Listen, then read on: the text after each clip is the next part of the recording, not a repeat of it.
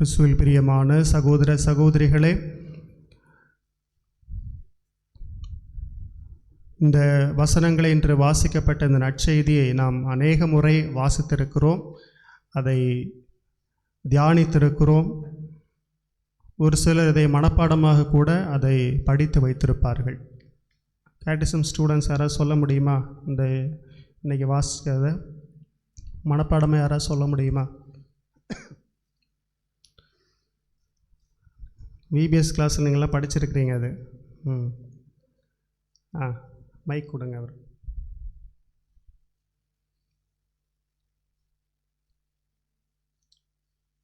முன்னாடி வா.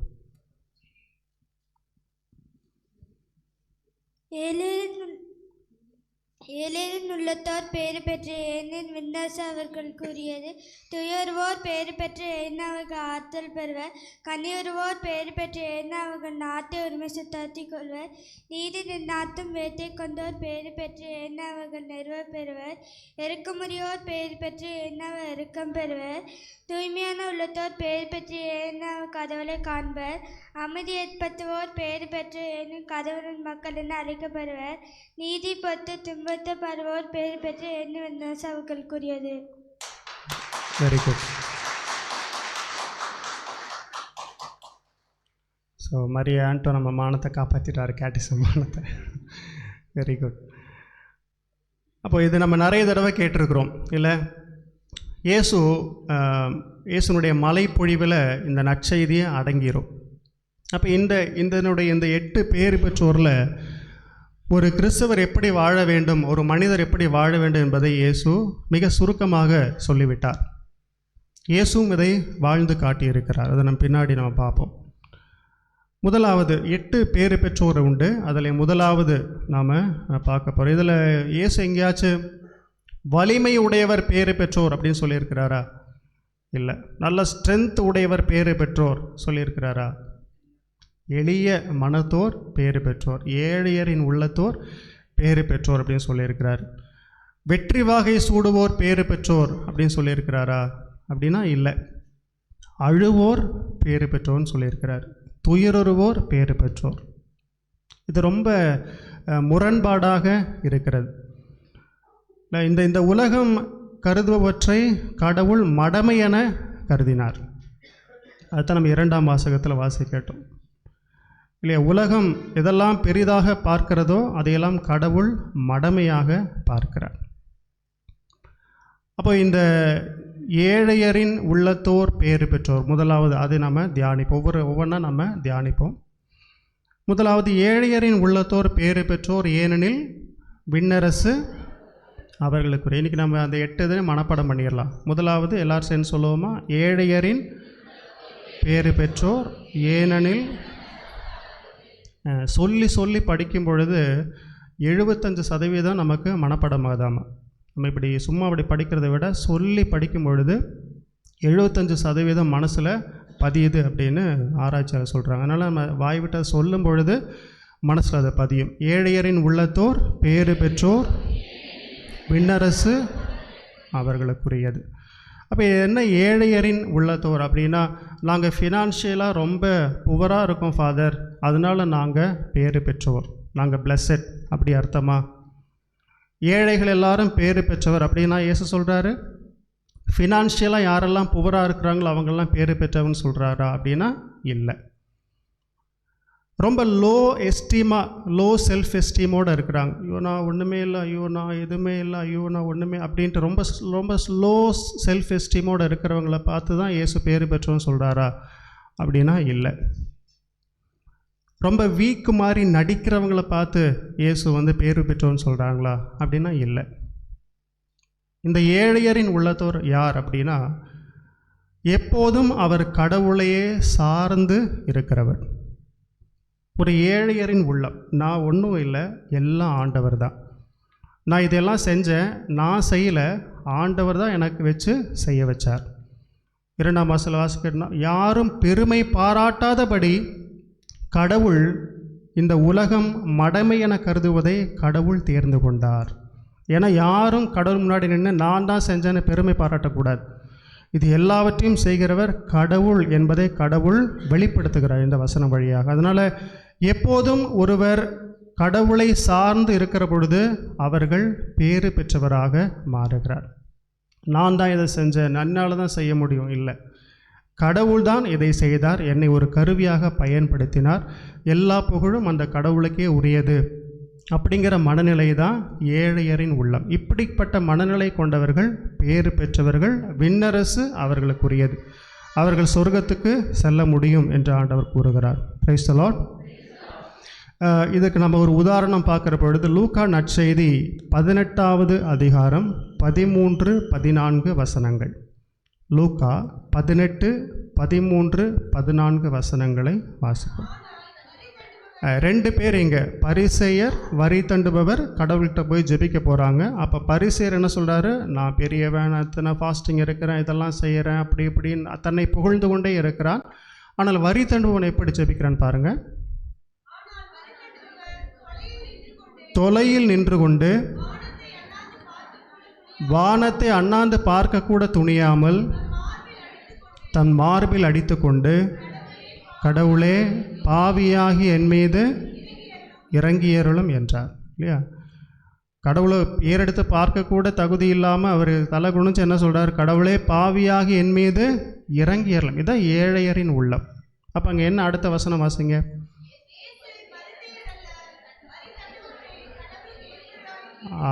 இயேசு சொல்கிறாரு, பரிசேயர் அல்ல, தான் பாவி என்று உணர்ந்த அவனையே கடவுளுக்கு ஏற்புடையவராக வீடு திரும்பினார்.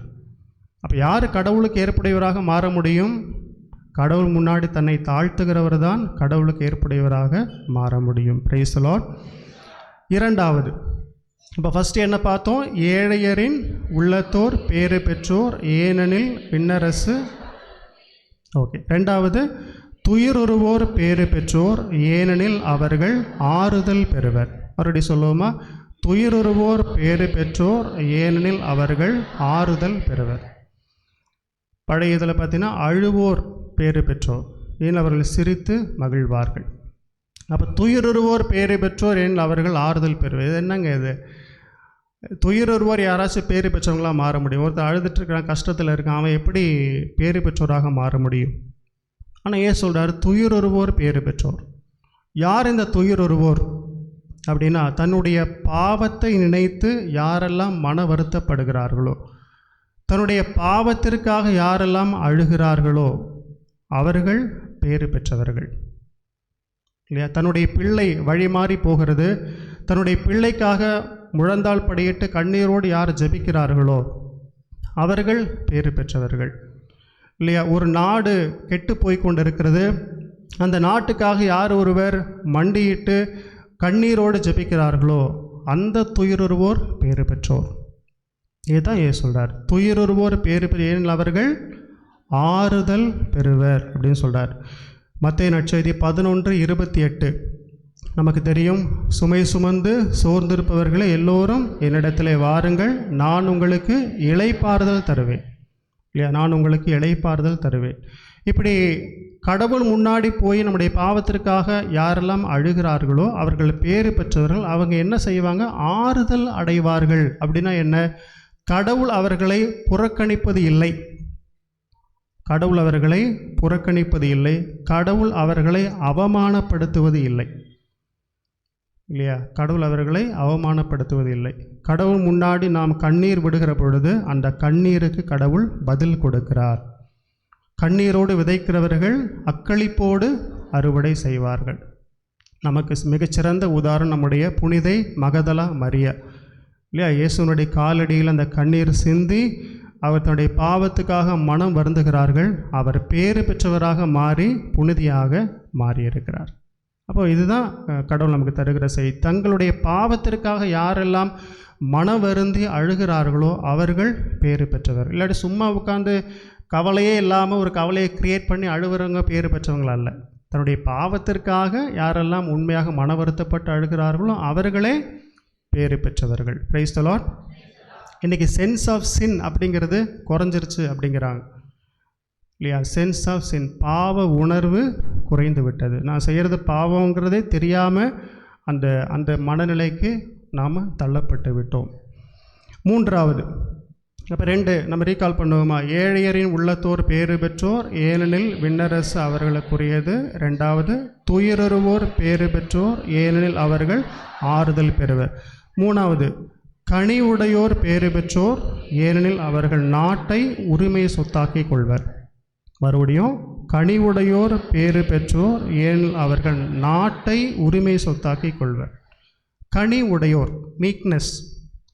கனி உடையோர், ஒரு கனிவு, பேசுகிறதுலே ஒரு கனிவு, அந்த ஆளை பார்த்தாலே ஒரு கனிவு. அந்த கனி உடையவங்க பேறு பெற்றவங்க. இந்த கனி உடையோர் என்னெல்லாம் செய்ய மாட்டாங்கன்னா, டாமினேட் பண்ண மாட்டாங்க யாரையும். கனி உடையவங்க என்ன செய்ய மாட்டாங்க? யாரையும் டாமினேட் பண்ண மாட்டாங்க. நான் தான் அங்கே இருக்கணும் அப்படின்னு எல்லோரும் டாமினேட் பண்ணி வருவாங்க தெரியுங்களா? அந்த செயலை அவங்க செய்ய மாட்டாங்க. ஆர்கியூ பண்ண மாட்டாங்க. இந்த கனி உடையவங்க ஆர்கியூ பண்ண மாட்டாங்க. இந்த கனி உடையவர்கள் தங்களையே நாங்கள் நியாயாதிபதிகள் என்று அவர்கள் தங்களையே நிரூபித்து கொள்ள மாட்டார்கள் மற்றவர்களிடத்தில். ஆர்கியூ பண்ணி நான் நல்லவன் அப்படின்னு அவங்க முன்னாடி அவங்க ப்ரூவ் பண்ண மாட்டாங்க. அவங்க தான் இந்த கனி உடையவர்கள். அவங்க என்ன செய்வாங்க? எப்போதும் கடவுளையே நம்பி இருப்பார்கள். கடவுள் எங்களுக்காக டிஃபெண்ட் பண்ணுவார், கடவுள் எங்களுக்காக போரிடுவார் என்று கடவுளை அவர்கள் நம்பி இருப்பார்கள். அவர்கள்தான் கனி உடையவர்கள். திருப்பாடல்கள் 16:8 அடிக்கடி நான் சொல்கிறது உண்டு. என்னது? ஆண்டவரை எப்போதும் என் கண்முன் வைத்துள்ளேன், அவர் என் வலப்பக்கம் உள்ளார், எனவே நான் அசைவுறேன். இல்லையா? தாவீதோட ஒரே நம்பிக்கை யார்? கடவுள். கடவுள் எனக்காக போரிடுவார், நான் அமைதியாக இருப்பேன். அதான் கனிவு, மீக்னஸ். இல்லையா? ஆண்டவர் எப்போதும் என் கூட இருக்கிறார், என் வலப்பக்கத்தில் இருக்கிறார். இல்லையா? அதனால் நான் ஒருபோதும் அசைவுறேன் அப்படின்னு சொல்கிறார். அப்போது நிறைய செயின்ஸ். அப்போ என்ன சொல்ல? கனிவுடையர் பேறு பெற்ற, ஏனெனில் அவர்கள் நாட்டை உரிமை சொத்தாக்கி கொள்வர். இது எப்படி? இப்படி கனிவாக இருக்கிறவங்க, ஆர்கியூ பண்ணாதவங்க, டிஃபெண்ட் பண்ணாதவங்க, ரொம்ப டாமினேட் பண்ணாதவங்க எல்லாம் எப்படி ஃபாதர் நாட்டை உரிமை சொத்தாக்கி கொள்ள முடியும்? ஒரு ரியல் எஸ்டேட் பண்ணுறோம் அப்படின்னா, ஒரு லேண்டு வாங்கணுன்னா ஆர்கியூ பண்ணி ஆகணும், ஏமாற்றி ஆகணும், எல்லாம் பண்ணாத ஒரு லேண்டு வாங்க முடியும் இல்லையா? அப்போ இங்கே என்ன சொல்கிறாரு கடவுள்? நாட்டை அவர்கள் உரிமை சொத்தாக்கி கொள்வார். ஒரு 5 சென்ட் இடம் வாங்கிறதுக்கே இங்கே படாத பாடு பட வேண்டியதாக இருக்குது. ஆனால் ஏன் சொல்கிறாரு? ஆர்கியூ பண்ணாமல், டாமினேட் பண்ணாமல், கனிவோடு இருந்தீங்கன்னா நாட்டையே உரிமை சொத்தாக்கி கொள்ள முடியும்னு சொல்கிறார். அது எப்படி? எங்கேயோ இருந்த சூசையப்பர் இன்றைக்கி காரமடையில் பேசப்படுகிறார். அவர் காரமடையை உரிமை சொத்தாக்கி கொண்டார். Price the Lord. எப்படி? அவர் ஏதாச்சும் பேசினாரா? எங்கேயாச்சும் ஆர்கியூ பண்ணாரா? இல்லை. சொன்னல, கத்தாத செம்மறி இல்லையா? அமைதியானவர். அவர் என்ன செய்கிறாரு? நாட்டை உரிமை எல்லா இடத்துலையும் சென்ட் ஜோசப் தெரியும் இல்லையா? மாதாம்மா எங்கேயாச்சும் போய் ஆர்கியூ போய், என் பையனை எதுக்கு நீ சிலுவையில் அரைஞ்ச? கடவுள்கிட்ட ஏதாச்சும் ஆர்கியூ பண்ணாங்களா? இல்லை. கனிவோடு இருந்தாங்க இல்லையா? கனிவு மிக்கவர்களாக இருந்தாங்க. நாட்டை உரிமை சொத்தாக்கி கொண்டார்கள் இல்லையா? அப்படி எந்த ஒரு புனிதரை எடுத்துக்கோங்க, அவங்க கனிவோடு இருந்தாங்க. இன்றைக்கி எல்லா இடங்களிலும் இருக்கிறாங்க. அன்னை தெரசா கனிவோடு இருந்தார்கள், எல்லா இடங்களிலும் பேசப்படாது. நாட்டை உரிமை சொத்தாக்கி கொள்வது. Price the Lord. இப்போ 3 விஷயம். 1, ஏழையரின் உள்ளத்தோர் பேறு பெற்றோர், ஏனெனில் விண்ணரசு அவர்களுக்குரியது. துயருவோர் பேறு பெற்றோர், ஏனெனில் அவர்கள் ஆறுதல் பெறுவர். கனி உடையோர் பேறு பெற்றோர், ஏனெனில் நாட்டை உரிமை சொத்தாக்கி கொள்வர். 4வது, நீதி நிலைநாட்டும் வேட்கை கொண்டோர் பேறு பெற்றோர், ஏனெனில் அவர்கள் நிறைவு பெறுவர். நீதி நிலைநாட்டும் வேட்கை கொண்டோர் பேறு பெற்றோர், ஏனெனில் அவர்கள் நிறைவு பெறுவர். அதென்ன நீதி நிலைநாட்டும் ஒரு வேட்கை? உண்மையாக இருக்கணுங்கிற ஒரு தாகம் இல்லை? ஜஸ்டிஸ் எல்லா இடத்துலையும் இருக்கணுங்கிற ஒரு தாகம். இது ஒரு கேஷுவல் தாகம் அல்ல, மாறாக உண்மையான ஒரு தாகம். அந்த தாகத்தோடு யாரெல்லாம் செயல்படுகிறார்களோ அவர்கள் பேறு பெற்றவர்கள். நீதி நிலைநாட்டும் வேட்கை கொண்டோர் அப்படின்னா என்னென்னா, கடவுளுடைய நீதி இங்கே செயல்படணும். எனது கம்ஃபர்ட்டை விட கடவுளுடைய வழிகள் தான் எனக்கு முக்கியம்னு சொல்லி யாரெல்லாம் நிற்கிறாங்களோ அவங்க நீதி நிலைநாட்டும் வேட்கை கொண்டோர். இதுக்கு நிறைய நம்ம இழக்க வேண்டியது இருக்குது இல்லையா? நீதி நிலைநாட்டும் வேட்கை கொண்டோர் நிறைய இழக்க வேண்டியிருக்கு. அதுக்கு தயாராக யார் வர்றாங்களோ, எனது கம்ஃபர்ட்டை விட, என்னுடைய கம்ஃபர்ட்டை விட கடவுளுடைய திருவுளம் தான் எனக்கு முக்கியம், கடவுளுடைய வழி தான் எனக்கு முக்கியம்னு யார் வந்து நிற்கிறாங்களோ அவங்க நீதி நிலைநாட்டும் வேட்கை கொண்டோர். அவர்கள் என்ன செய்வாங்களாமா? நிறைவு பெறுவார்கள். ஒரு சாட்டிஸ்ஃபேக்ஷன் அவங்களுக்கு இருக்கும், ஒரு நிறைவு அவங்களுக்கு இருக்கும். அதனால தான் திருப்பாடல் ஆசிரியர் திருப்பாடல் 23 சொல்கிறாரு, ஆண்டவரே என் நாயர், எனக்கு என்ன குறைவு, எனக்கு எல்லாம் நிறைவாக இருக்கிறது, எனக்கு எந்த குறைவும் இல்லை, ஏன்னா ஆண்டவர் என்னுடைய ஆயனாக இருக்கிறார். அதே போல் ஒரு முறை பேதுரு போய் இயேசுகிட்ட கேட்குறாரு, ஆண்டவரே நாங்கள் எல்லாவற்றையும் விட்டு உம்மை பின்பற்றுகிறோமே, எங்களுக்கு என்ன கிடைக்கும்? அப்போ இயேசு என்ன சொல்கிறாரு? இம்மையிலும் மறுமையிலும் 100 மடங்கு நீங்கள் அதை பெறுவீர்கள், இம்மையிலும் மறுமையிலும் 100 மடங்கு நீங்கள் பெறுவீர்கள் என்று சொல்லுகிறார். அப்போது ஆண்டவருக்காக நம்ம நிற்கிற பொழுது கடவுளும் நமக்காக நின்று நமக்கு எல்லாவற்றையும் நிறைவாக தருவார். Price the Lord. ஓகே, 4வது முடிச்சிட்டோம். நீதி நிலைநாட்டும் வேட்கை கொண்டோர் பேறு பெற்றோர் ஏனெனில் அவர்கள் நிறைவு பெறுவர். 5வது, இரக்கமுடையோர் பேறு பெற்றோர் ஏனெனில் அவர்கள் இரக்கம் பெறுவர். நாம் பிறர் மீது இரக்கமுடையவராக இருக்கிற பொழுது கடவுளும் நம் மீது இரக்கமுடையவராக இருப்பார். நாம் எதை விதைக்கிறோமோ அதையே நாம் பெற்றுக்கொள்கிறோம். இது ரொம்ப எக்ஸ்ப்ளனேஷன் நமக்கு தேவையில்லை, இல்லையா? நம்ம மற்றவங்ககிட்ட இரக்கமுடையவராக இருக்கணும். 6வது, தூய்மையான உள்ளத்தோர் பேறு பெற்றோர் ஏனெனில் அவர்கள் கடவுளை காண்பர். இந்த தூய உள்ளம் அப்படிங்கிறது ரொம்ப ரொம்ப முக்கியம். அவங்களால மட்டும்தான் கடவுளை பார்க்க முடியும். தூய உள்ளம் உடையவராக நடிக்கிறவங்களால கடவுளை பார்க்க முடியாது, இல்லையா? தீய இதயம் வச்சிருக்கிறவங்களால கடவுளை பார்க்க முடியாது. தூய உள்ளம் கொண்டவர்கள் பேறு பெற்றவர்கள், அவர்கள் கடவுளை காண்பர். அப்படின்னா என்னென்னா, ஒரு சிங்கிள் மைண்டு, ஒரே மனநிலையோடு கடவுளும் எனக்கு முக்கியம் அப்படின்னு இல்லை, கடவுள் தான் எனக்கு முக்கியம். ரெண்டுக்கு வித்தியாசம் இருக்குது. கடவுளும் எனக்கு முக்கியம் 10/11 அப்படி இல்லை, கடவுள் தான் எனக்கு முக்கியம் அப்படின்னு சொல்லி ஒரே மனநிலையோடு கடவுளை தேடுறோம்ல, அவர்கள் கடவுளை கண்டு கொள்வார்கள். Price the Lord. அப்படி கடவுள் தான் எனக்கு முக்கியம் அப்படின்னு நிற்கும் பொழுது அவருக்கு பிடிக்காதையெல்லாம் நாம் விட்டுருவோம். அதான் தூய உள்ளம், இல்லையா? கடவுளும் எனக்கு முக்கியம் அப்படிங்கும் பொழுது நம்ம என்னுடைய கம்ஃபர்ட்டை கொஞ்சம் அதில் எல்லாம் சேர்த்துக்குவேன். ஆனால் கடவுள் தான் எனக்கு முக்கியம், அவர் சொல்கிறதான் நான் செய்வேங்கிற பொழுது அவருக்கு பிடிக்காததில் நம்ம உதறி தள்ளுவோம். அப்போ என்ன செய்கிறோம்? கடவுளை நம்மால் காண முடியும். Price the Lord. Price the Lord. அடுத்தது 7வது, அமைதி ஏற்படுத்துவோர் பேறு பெற்றோர் ஏனெனில் கடவுளின் மக்கள் என அழைக்கப்படுவர். அமைதி ஏற்படுத்துவோர் பேறு பெற்றோர். சண்டை சச்சரவுகளை மூட்டி விடுவோர் பேறு பெற்றோர்னு ஆண்டவர் சொல்லலை. அமைதி ஏற்படுத்துவோர் பேறு பெற்றோர் ஏன் அவர்கள் கடவுளின் மக்கள் என அழைக்கப்படுவர். அமைதி ஏற்படுத்துவது எப்படி? தொடர்ந்து மன்னிப்பது, அதன் வழியாக அமைதியை நாம் ஏற்படுத்த முடியும். தொடர்ந்து ஒற்றுமையாக இருப்பது, ரிக்கன்சல் ஆவது, அதன் வழியாக அமைதியை நாம் ஏற்படுத்த முடியும்.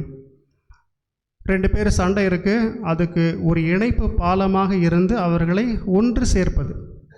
அவர்கள் ஒற்றுமையை விதைக்கிறவர்கள். அவர்கள் என்ன செய்வாங்க? கடவுளின் மக்கள் என அழைக்கப்படுவார்கள். Price the Lord. அவங்க என்னவா பார்க்கப்படுவாங்கன்னா, கடவுளை போல பார்க்கப்படுவார்கள், இல்லையா? அந்த அமைதி ஏற்படுத்தவங்க கடவுளாகவே மாறுகிறார்கள். Praise the Lord. 8வது, நீதியின் பொருட்டு துன்புறுத்தப்படுவோர் ஏனெனில் விண்ணரசு அவர்களுக்குரியது. நீதியின் பொருட்டு துன்புறுத்தப்படுவோர் பேறு பெற்றோர். சஃபர் ஆகணும் அப்படிங்கிறாங்க. துன்புறுத்தப்படுவோர் பேறு பெற்றோர். இன்றைக்கி இந்த உலகம் சஃபர் ஆகிறதுக்கு யாரும் தயாராக இல்லை, இல்லையா? எல்லாம் எனக்கு நல்லா நிறைவாக கிடைக்கணுங்கிறது தான் உலகத்தினுடைய எதிர்பார்ப்பு. ஆனால் இயேசு கான்ட்ரடிக்டராக சொல்கிறாரு. என்ன சொல்கிறாரு? துன்புறுவோர் பேறு பெற்றோர். நீதியின் பொருட்டு துன்புறுத்தப்படுவோர் பேறு பெற்றோர், விண்ணரசு அவர்களுக்கு உரியது. அதுக்கு ஒரு எடுத்துக்காட்டு நம்முடைய புனித செபஸ்தியார். செபஸ்தியாருடைய வாழ்க்கை வரலாறு உங்களுக்கு தெரியும்ல. அவர் என்னவா இருந்தார்? ஒரு படை வீரராக இருந்தார். அவர் ஒரு கிறிஸ்தவர். ஆனால் அவர் மறைவாக, கிறிஸ்தவன் தன்னை காட்டிக்கொள்ளாமல் மறைவாக அந்த படையில் இருந்தார். ஒரு பெரிய அதிகாரியாக மாறுறாரு. அவர் என்ன செய்கிறார்? அவரும் விசுவாசத்திலே வளர்கிறார். அங்கே இருக்கிறவங்களுக்கும் கிறிஸ்துவனுடைய அந்த விசுவாசத்தை சொல்லி கொடுத்து அவர்களையும் கிறிஸ்துவ விசுவாசத்திலே அவர்களே வளர்க்கிறார். ரொம்ப முக்கியம். நீதியின் பொருட்டு துன்புறுத்தப்படுது. கடைசியில் என்னாச்சு? அதில் ஒருத்தன் போய் அரசர்கிட்ட சொல்லிட்டான், இந்த மாதிரி இவன் கிறிஸ்தவன், இவனும் மற்றவங்களுக்கு சொல்லி கொடுத்து பிறரையும் கிறிஸ்தவனாக மாற்றுறான் அப்படின்ட்டு. உடனே அரசன் அவனை என்ன செய்கிறாரு? தடியால் அடித்து கொள்ள, அதாவது அம்பு எய்து கொள்ள ஆணையிடுகிறார். உடனே மரத்தில் கட்டி வச்சு அம்பு எய்து கொல்ல பார்க்கிறார்கள். அவர் செத்துட்டார்னு நினச்சி எல்லாரும் போகிறாங்க. ஆனால் அவர் அங்கே சாகலை. கடைசியில் ஐரின்னு ஒரு பெண்மணி அவருக்கு மருத்துவ உதவியெல்லாம் செஞ்சு அவரை காப்பாற்றுகிறார். எந்திரிச்ச உடனே இவர் என்ன நினச்சிருக்கலாம்? அப்பா தப்பிச்சண்டா சாமி, இனி அந்த பக்கமே போகக்கூடாதுன்ட்டு இவர் வேலையை பார்த்துட்டு போயிருக்கலாம். ஆனால் செபஸ்தியார் என்ன செய்கிறாரு? நல்லான உடனே அரசர் முன்னாடி போயிட்டு கிறிஸ்தவர்களை துன்புறுத்தாதே அப்படின்னு சொன்னார். அரசன் சும்மா விடுவானா? இவனை தடியால் அடித்து கொல்லுங்கள் அப்படின்னு சொல்லி அவரை தடியால் அடித்து கொன்னாங்க. அப்படி 2 முறை வேத சாட்சியாக மரிக்கிற பாக்கியம் புனித செபஸ்தியாருக்கு கிடையாது. நீதியின் பொருட்டு துன்புறுத்தப்படுவோர் பேறு பெற்றோர். விண்ணரசு அவர்களுக்கு. இன்றைக்கி அவர் எங்கே இருக்கிறாரு? விண்ணகத்தில் இருக்கிறார். அப்போ ஒரு சில இனி வருகிற காலமெல்லாம் நமக்கு அப்படி தான் இருக்கும். Price the Lord. எல்லாம் தயாராகிக்கணும். Price the Lord. என்ன சொல்கிறேன்னு உங்களுக்கு புரியும். இனி வருகிற காலங்கள் நீதியின் பொருட்டு துன்புறுத்தப்படுகிற காலங்கள் தான். இனி கம்ஃபர்ட்டான காலங்கள்லாம் கிடையாது. நமக்கு ஒரே ஒரு நம்பிக்கை யாருன்னா கடவுள் தான். அவரை நீங்கள் கெட்டியாக பிடிச்சிக்கிட்டிங்கன்னா தப்பிச்சிங்க. இல்லை யாரையோலாம் நம்பிட்டு இருந்தீங்கன்னா எல்லாம் துன்பம் வரும்போது விட்டுட்டு ஓடிடுவாங்க. நம்ம கூட கடைசி வரைக்கும் இருக்கிறது அந்த ஆண்டவர் மட்டும்தான். ஆகவே அவரை இறுக்கமாக பிடிச்சிக்கிட்டிங்கன்னா துன்பத்தின் மத்தியிலும் பிரச்சனை மத்தியிலும் நெருக்கப்படும் பொழுதும் அந்த ஆண்டவரை கெட்டியாக பிடித்து கொண்டால் நீங்கள் தப்பித்து கொள்வீர்கள். Price the Lord. ஓகே, 8 விஷயங்கள் நம்ம பார்த்தோம். 8 மறுபடியும் உரைக்கால் பண்ணுவோமா? ஏழையரின் உள்ளத்தோர் பேறு பெற்றோர், விண்ணரசு அவர்களுக்குரியது. துயருவோர் பேறு பெற்றோர், ஏனெனில் அவர்கள் ஆறுதல் பெறுவர். கனிவுடையோர் பேறு பெற்றோர், நாட்டை உரிமை சொத்தாக்கிக் கொள்வர். நீதி நிலைநாட்டும் வேட்கை கொண்டோர் பேறு பெற்றோர், நிறைவு பெறுவர். இரக்கமுடையோர் பேறு பெற்றோர், ஏன் அவர்கள் இரக்கம் பெறுவர். தூய்மையான உள்ளத்தை கொண்டோர் பேறு பெற்றோர், ஏன் அவர்கள் கடவுளை காண்பர். அமைதி ஏற்படுத்துவோர் பேறு பெற்றோர், ஏன் அவர்கள் கடவுளின் மக்கள் என அழைக்கப்படுவர். நீதியின் பொருட்டு துன்புறுத்தப்படுவோர் பேறு பெற்றோர், ஏனெனில் விண்ணரசு அவர்களுக்குரியது. இப்போ இயேசுவை இதில் வச்சு கம்பேர் பண்ணுங்களேன். ஒவ்வொரு இதுலையும் இயேசுவை கம்பேர் பண்ணுங்கள், எல்லாம் பொருந்தும்.